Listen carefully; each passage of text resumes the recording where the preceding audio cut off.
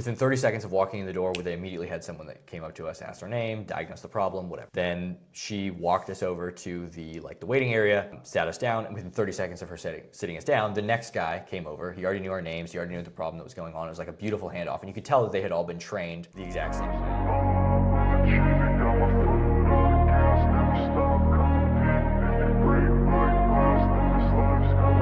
I wanna be the best in the game, invest in my name, check no restraints, I'm obsessed with the pain, I ingest, I retain, assess and I change, possessed by the thought I'll be free one day. Welcome to our first official podcast interview with Caden Houston. Excited about this being the first one, but yeah, so let's get started. So so tell us a little bit about your business. Well, I'm involved in two things right now.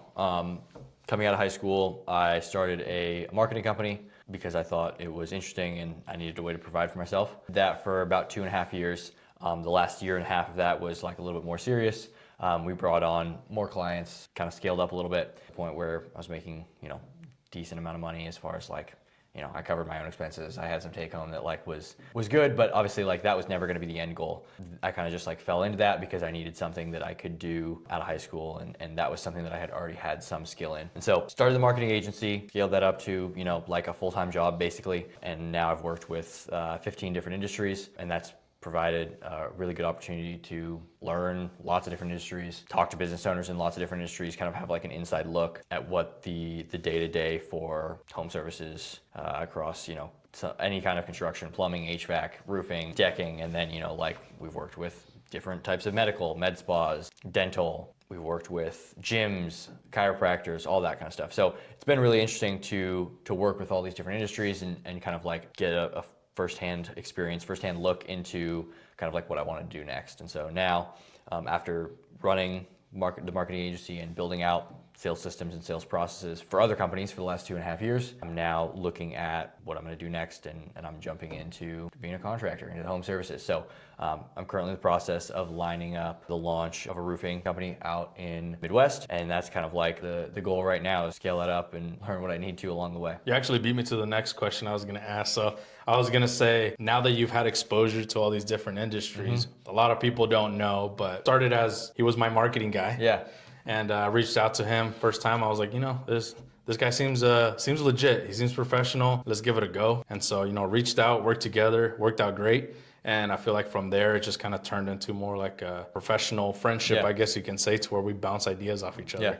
So I know, but the question I was going to ask actually was out of all the industries you've been a part of, is there one that particularly drew your attention to where now you're like, maybe aside from just marketing for other businesses, I might actually try to do this industry myself? Yeah. Well, obviously, I'm jumping into roofing, but the backstory behind that is I like business in general. I'm a wholehearted believer in capitalism as the best system for humanity. So I like business. I like learning the stuff that makes business go, that makes businesses exceptional. And so my ultimate goal is to get to M&A of businesses, or kind of investment banking of businesses, selling other people's businesses. And the reason for that is that I think, operating businesses and playing the highest level would be that would be the most fun thing I could do. So with that frame in mind, knowing that that is the goal, I'm still super early in the journey, learn a ton every day. But with that being said, kind of what I'm looking for is something that I can grow and sell, so that can be my entry point into M&A. So while working with all these different businesses, I was looking for something that is an attractive business to a buyer, to private equity, or to a strategic acquirer. So for me, the things that I was looking at is I wanted something that was going to be fairly stable, that was a well understood industry,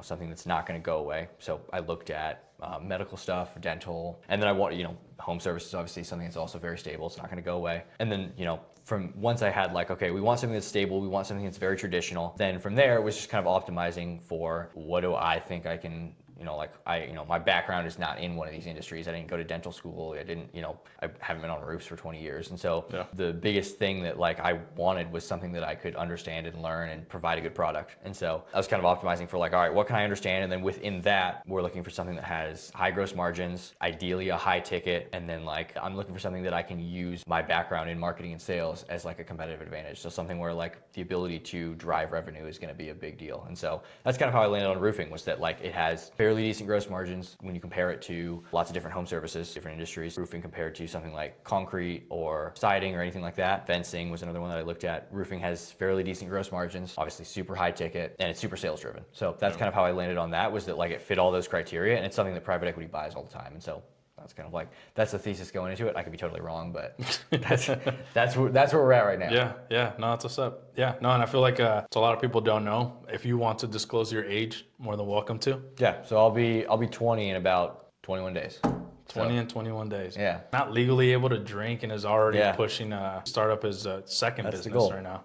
Yeah, I always, like, whenever I talk to somebody, I always try to set the frame with, like, I talk about the stuff that I find interesting. And, like, the goals that I have set out for, the stuff that I talk about, like, I find interesting, and I know that it's not for everybody. And I'm not, like, I'm not an expert with any of this stuff. I'm learning just as much as anybody else. So you have absolutely no reason to listen to me. I talk about the stuff that I think is interesting. Like, I like sharing the stories that I find interesting and that I think will could potentially be beneficial to other people. But I do know that with my age, like, it's something that I try to say up front when I talk to anybody is like, don't listen to me. I'm not trying to position myself as like an expert on any of this stuff. Like, this is a documentation of the journey, not a sermon of what you should do. No, I think that's great. I'm 29, and the first time I decided to take my first venture, it was actually later than where you're at right now, which is pretty cool. And I think that's part of the reason why I feel like this has kind of clicked and worked so well between us is it's very far and few that I meet that are very driven and willing to take that risk of going out venturing and figuring something on their own. I also come from the background to where just getting a stable job was kind of the normal. Didn't really have any guidance as to like, hey, you should be looking into how a business operates, what's profit, what's overhead, like simple things like that in a business, and which I wish in schools they focus more on, because it would help a lot of I guess the new generation, which I would say with you is like excelling already. Yeah. That's something I wish like was available around my time, because I feel like it would have boosted. Right now, like being introduced to people like Alex, to where his books, it's like, I don't like to read. I don't like to read. Like, the only thing I read is like with my novels, kids. Yeah. It's like I read with my kids, but it's because it's like one giant picture and 3 words per page. That's it. But other than that, like these business books just have like years of experience in a tiny book, a couple pages.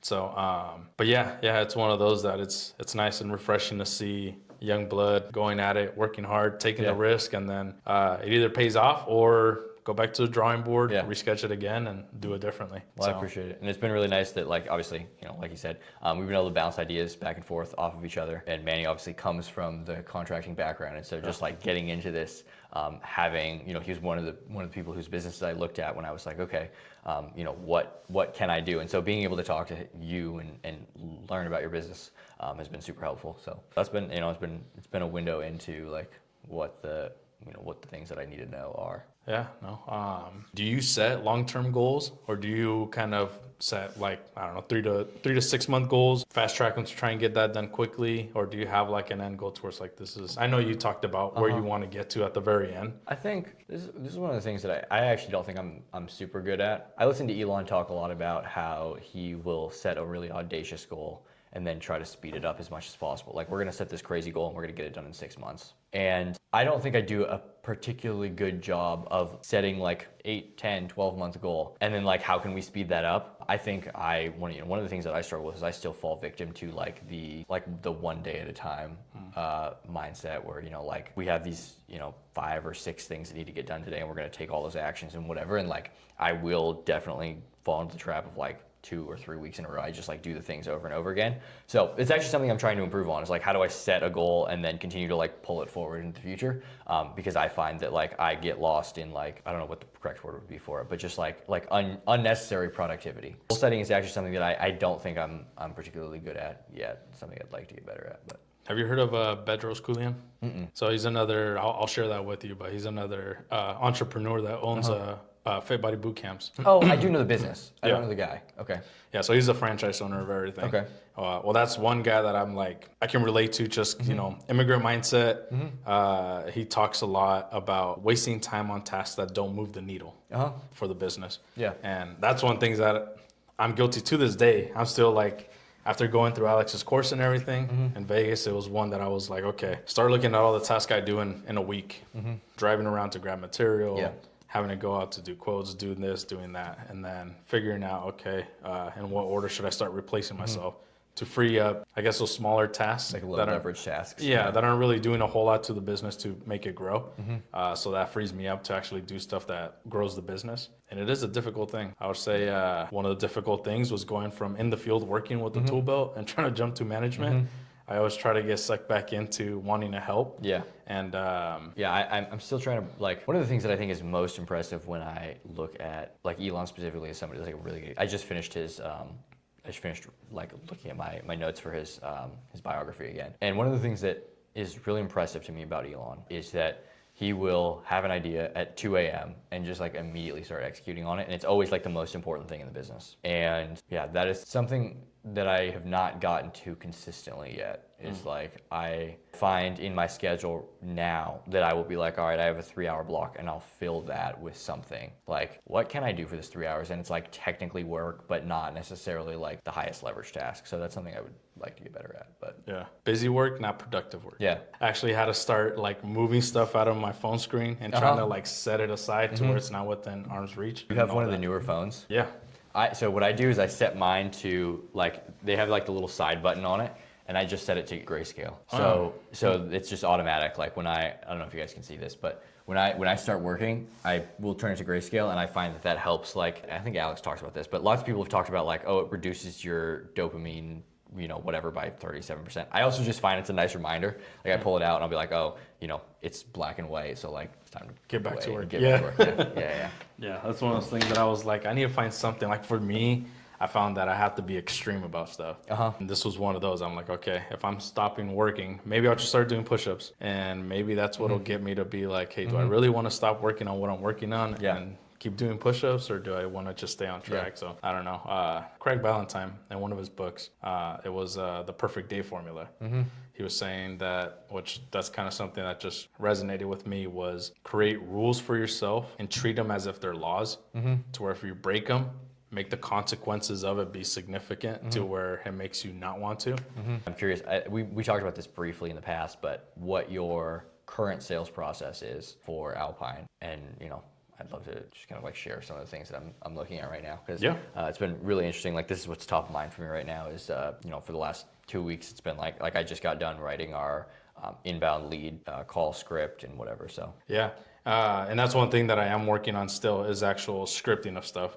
You know me, and since we've started the whole marketing journey, when I get a script in front of me, you can tell it's not me. When I start talking, I just sound like I'm actually reading every single line. And so scripts are important, and that's something that I am putting together as a system for each thing. But right now, basically, every lead that comes in after marketing, of course, once the lead comes in, I always call. I think I know you've mentioned it to me since we started marketing together. And then Alex is one of those two that kind of harped on it too, is you want to respond to that lead as soon as possible. Yeah, actually, I have an interesting story about this. Let's hear it. Okay, so in doing market research for this company, I won't say I said Midwest earlier, I think. Yeah. I won't say the state specifically because I don't want to like offend anybody that I'm going to be interacting with here in 4 months. However, within the state that I'm going to be competing in, I put in for, just as like research, I put in for quotes for all of the local competitors. Like, put my information in, used the address that we have out there to get roof quotes. And I wanted to see like how many times were they going to text me, how quickly were they going to get back to me. So I put in for quotes it was just like a Sunday at like 12:30, because I wanted to see like, does anybody respond to their leads on weekends? And I didn't get anybody on Sunday. The first person that got back to me, I believe, I put in like 7 quotes. The first person that got back to me, I think, was 3 days later, with just a phone call, no voicemail, no nothing. Then after that, like, it's now been 4 weeks since I did that. And I just got the last response it's Friday today, I just got it on Wednesday. So it's been 4 weeks, and of the 7 people that I reached out, 7 companies that I reached out to, I just got the last follow-up message today. And through that process, a lot of people were just quoting me. Like, they saw the address, they would reach out, they'd be like, hey, I sent your quote over by email. And so I would just get like a number that was like in text in an email. Like, it was just a Gmail that said like, it'll cost this much to do your roof. And when I saw that, I got really excited. I was like, oh my gosh, we're gonna crush this. And the stat that he was referencing earlier was that I think it was the Harvard Business Review did a study that you're 391% more likely to close a lead, whatever, a 5x in business, if you call them within 1 minute of them opting into your landing page, your website, or whatever. And what's even more interesting about that is that after 5 minutes, that 391%, like it goes down incrementally minute by minute. And after 5 minutes, the boost is completely gone. So even though we as business owners, we call a lead 12 minutes after they came in and we feel great about that, the boost that we got from calling them quickly is actually already gone, which I think is really interesting. So anyways, that's an interesting story just from like, I was looking at the competitors and seeing what they did. And then, you know, when I went through that, I was like, okay, well, if I was buying a roof, like I wouldn't want to wait 4 weeks for someone to contact me. So like what's been really interesting is now that I'm building all this stuff out, it's like the only razor that I'm measuring it by is just like, what would I be happy with? And I had to, different industry, but Apple is widely regarded as one of the best product businesses, one of the best customer service businesses of all time. And a couple weeks ago, I was having an issue with my phone. So we took it into Apple, and within 30 seconds of walking in the door, they immediately had someone that came up to us, asked our name, diagnosed the problem, whatever. Then she walked us over to the waiting area, sat us down, and within 30 seconds of her sitting us down, the next guy came over. He already knew our names. He already knew the problem that was going on. It was like a beautiful handoff, and you could tell that they had all been trained the exact same way. They had, you know, like everybody passed off beautifully to each other. There wasn't a time where we waited for more than like 2 or 3 minutes at a time. And when we walked out of that, I was like, okay, like that is the gold standard. That is why this company is exceptional. And you know, that happened like right before I put in these quotes. So seeing the difference between those two things, again, like it got me really excited because like the Apple standard is like what I'm after. Modeling, yeah. And knowing that everybody else that I'm competing with just like waits 7, 10, 14 days to respond to their leads is like, you know, we're going to send people an iMessage with a video within 60 seconds of them responding. And I'm excited to see what kind of lift in, what kind of market advantage we get by doing that. Yeah, no, and I think one of the things that I've said too since the beginning when I started this journey of the personal brand and doing this podcast is I want to see how much a business owner is actually willing to share to the public of stuff that they're working on or trials that they're doing to actually help other people that are watching this. Because I feel a lot of people, they're trial and erroring some stuff, find something that works, and then they keep it to themselves and don't want to open up and share it. And so, yeah, no, I appreciate the feedback on that and you sharing that. So one of the things too that I was mentioning to you is something similar. So like right now, back to the sales process of it. Once the lead comes in, and now that you're saying that it should be within, 5 minutes or even sooner, within a minute, now kind of makes me think it's like a lot of us, I feel like as contractors, we may have the free time to make that phone call right there and then. But I think a lot of contractors, and I may be wrong, I'll just speak for myself. You kind of get that stigma or that feeling of like, if I call right now, it's going to make me seem desperate because I've heard this before and I always think it's really interesting. Yeah, because they're going to be like, well, how did this guy get to me so quick? I just hit enter and within a minute or 5 minutes or even 10 minutes, he already got back to me. Again, you're now not self-sabotaging, but now you're self-analyzing. It's like, it's human nature. I mean, I feel the same. Like, obviously, I mean, like, so I run a marketing agency. Like, it is normal for us to have to text somebody like 8 times before they respond. And when the 8th text goes out, and it's like, you scroll back and it's just like text, and there's no response from the other side. Like, it is natural that I'm just like, I feel like a little bit of a slime ball. But like on the other side, like after I put in for quotes and didn't get any back for a really long time, there's a company here in Washington that I really like. I see their ads all the time. Super good branding, great trucks, and I know they're crushing. And I put in for a quote on their website, and within 60 seconds, they called me. I got a text from, looked like a real person with an emoji and everything that said like, hey, this is such and such. And then for the next 2 weeks, I got 2 texts a day and a call every other day. And I'm sure they convert a ton of their leads. And what's interesting to me about that is that like, when we're the ones doing it, we always overanalyze. We always think we're being weird. But on the customer side, like, you know, and maybe it's just because I'm so pro business at this point. But like when I put in for something and I get a call immediately, like it makes me happy. Yeah. Because I'm like, this is good. This is good business practice. So, anyways, all of that to say, I think we judge ourselves more than anybody. Like a lot of times, if people don't respond, they just are ignoring us and they don't think twice about it. Yeah. It's not a personal judgment. It's not, anything like that. So. No, I think that's huge. Just a takeaway from that is persistence. If you're not persistent, maybe they didn't see your text the first time you sent it. Maybe they missed your call and just, I get busy. Sometimes maybe it's a bad time. Yeah. I have a call list of like 6 phone calls I need to get to. And I'm like, I just didn't get a chance to get back to them or, whatever the case may be. But then when you do send that 3rd, 4th, 5th text, it makes sense. But when you flip the script and put yourself in the consumer end, I've done this too. So I've actually called people and been like, hey, can you come give me a quote for pavement? Because we're looking to do some pavement at the house. And so this was far before I even started doing the contracting business. and I had 2 different contractors here locally come. One of them went out, got some measurements, went in his truck, came back out. You know, they both responded quickly. They both said, yeah, we can be there such and such date. And then, you know, going through the experience of that, one guy was like, yeah, let me just take a couple measurements, jumped inside his truck, came back out after 10 minutes. He's like, this is how much it'll be for me to do it.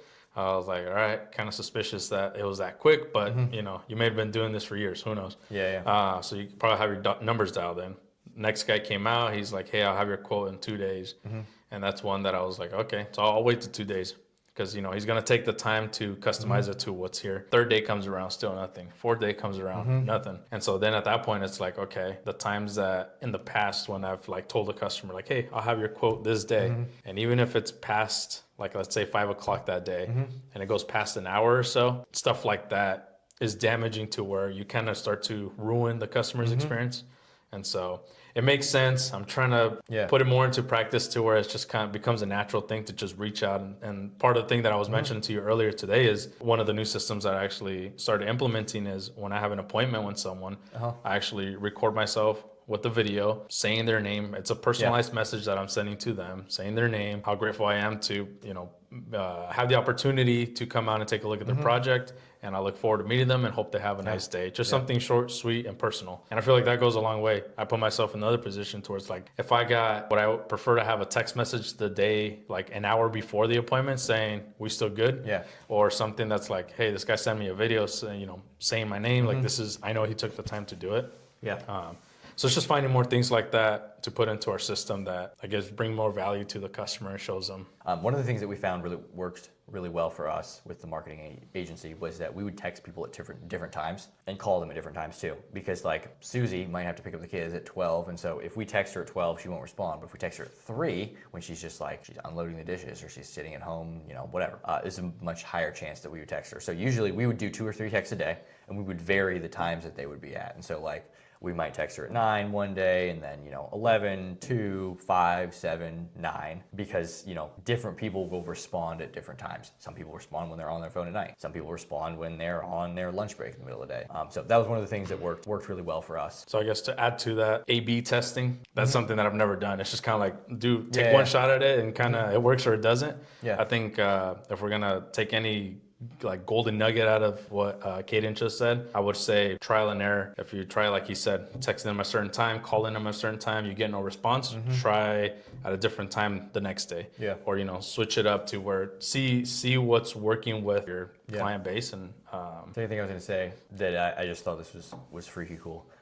Was within lead follow-up, we talked to a company called SendBlue, which basically they automate the ability to send iMessages to leads. So it's not just like the green SMS with like the reply stop to opt out. One of the things that we can do with them, because the technology is better, is we can plug in 11 Labs, which is the voice cloner, and you can send dynamic voice memos. So one of the things that we're going to do in our follow-up process is that when somebody responds to an ad or something, they're going to get a voice memo that says like, hey, you know, whatever their name is.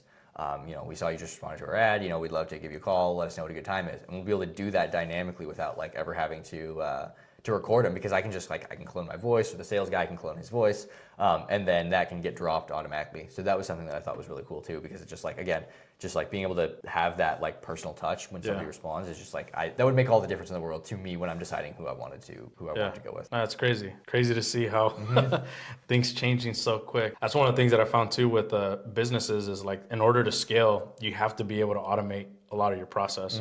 As much as I love trying to personalize and do a lot of things personally for people and make every experience unique, I think we can still do that, but implementing stuff like you're saying to where you're able to service and help a lot more people than just a small group. I think the goal is like, how do we make it the same level of experience, just not have to touch every single one of these interactions? Because I don't necessarily think that like, and this may be a limiting belief of mine, but like up to this point with the marketing agency, I hated the automated SMS so much that like I hated the way that it looked, that I was responding to all the leads. So somebody would come in, I would get them out of the CRM and personally text them off my number, because I thought like if I was responding to something, I would want an actual person to text me. Yeah. And so I do think like the quality of the experience to me is very important. And so if we can do that, if we can have an equivalent quality of experience with some sort of automation or some sort of system, like I'm all for that. But I do think there gets to be a point where like, especially with stuff like anything high ticket like this, that is multi-$1,000 purchases for homeowners, I think that extra element of personalization can go a long way. But obviously, like if we want to be able to do that at scale, as the business grows, like there has to be, we can't be personally texting, writing all the text messages. If you have 10 leads a day and you're spending personalized texts every single day to them, which is how we convert leads, we text them every day, then like just like that, texting those out, that might be an hour of our day. Yeah. And so and that was a problem that I ran into before, which is like I spent so much time just like texting leads that I had, maybe they'd opted in 6 days ago, and I was like, well, I'm not gonna let them go yet. Yeah. I'm still texting them, but I'm like writing all these personally. So yeah, I think I'm all for automation, but I think the most important thing is like the quality of the experience, and then like how do we do that at scale? Yeah. No, it's a tricky one. I'm still learning, and yeah, again, I try to make decisions with the best information that I have, and I try to make those as evidence-based as possible. Like we talked about my age earlier, like I'm also just like I haven't had the time to do this for 13 years and compile, thousands and thousands of interactions of data. So like a lot of times when I'm making decisions, it's like, all right, what are the things that have worked in the past recently? And like what would I want, or what do I think like an actual human would want?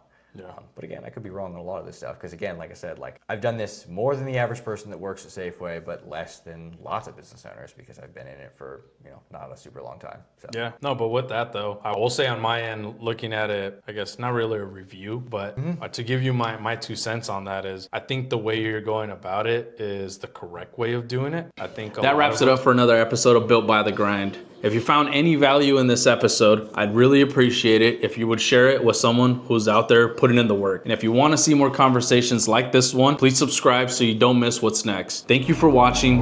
Keep grinding. I wanna be the best in the game, invest in my name, check no restraints, I'm obsessed with the pain, I ingest, I retain, assess and I change, possessed by the thought I'll be free one